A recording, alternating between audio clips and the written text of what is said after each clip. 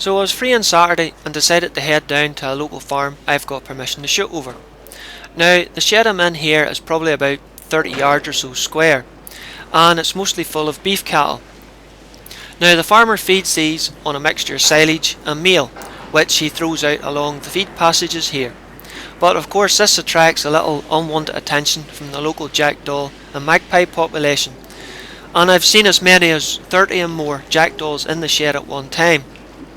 Now, that amount of jackdaws can hoover up quite a bit of meal if the cattle don't get it down their necks beforehand. So I decided to set up with a wee bit of camouflage net draped over me and see if I could get anything. As you can see, the weather outside wasn't anything pretty. There was fairly gusty gales and flurries of snow on and off. So it was nice to be inside looking out. The farmer hadn't long finished feeding the livestock, and it wasn't too long before the first jackdaw appeared. But he was very quick at ducking out the road in behind that beam. It's almost as if they know standing out in the open like that there is very dangerous for their health. Now, I would have preferred waiting till the jackdaw came into the shed, but I started realising a bird in hand is worth two in the bush. So as soon as he peered enough of his head out by the beam, I took the shot.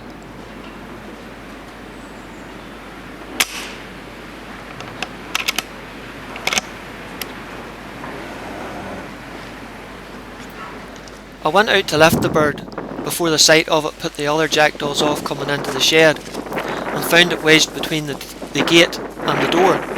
If I knew it was as well hidden as that there, I think I would have left it, as I don't think the other birds would have seen it.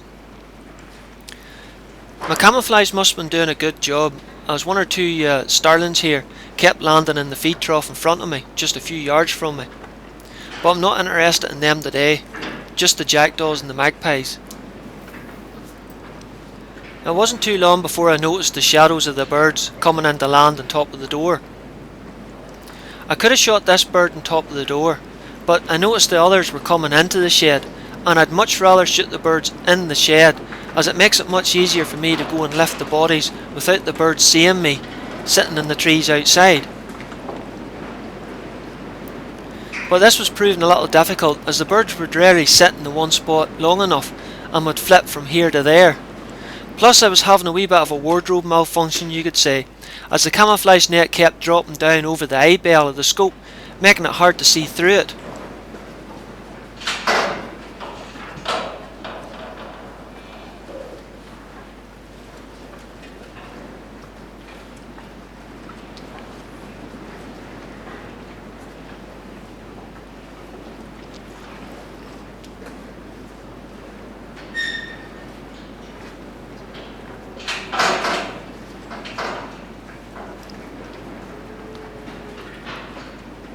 After 2 or 3 minutes of fruitlessly trying to find birds through a scope I could hardly see clearly through, I decided to go for one of the birds on top of the door. They were sitting much stiller and far easier to find. So I went for the bird in the middle with a heart and lung shot. Unfortunately, I was quite surprised when I walked out the door and found the bird still on its feet, but thankfully I was able to get it with a second shot cleanly. The first pellet hadn't penetrated the heart, but had only broken one of the wings somehow, but thankfully the bird was accounted for in the end. After watching the front door for a while, I noticed a cheeky magpie had come in through a crack in the rear door. I think he had spotted me bring the rifle round to aim, but it was all to no avail, as I was able to put a pellet into his head.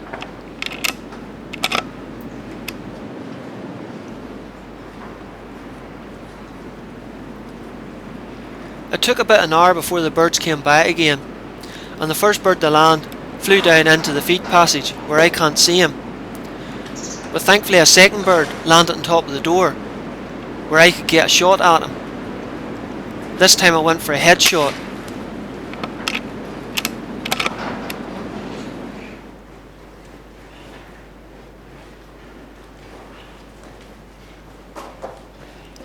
Of course, with the sight of the dead bird lying outside, sent the rest of the birds into a wee bit of a tizzy.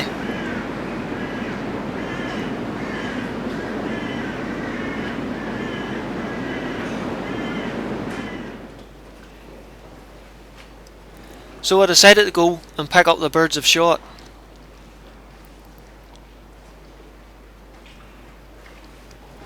My little makeshift hide seemed to be doing a good job, even though it was very difficult trying to see through the netting to spot the birds, which did slow me down a time or two.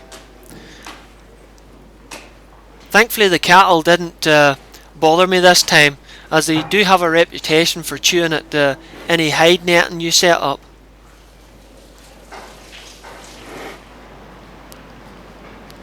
Thankfully the last bird I'd shot was just within reach of the gateway, so I didn't have to climb over it this time.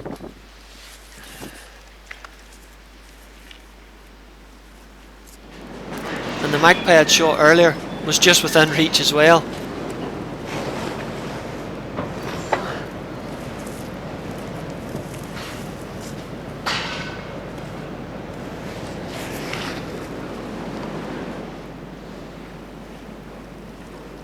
Well, it definitely wasn't the biggest bag I've ever shot in here using this sort of technique, but it definitely was a lot drier and warmer than standing out in that snow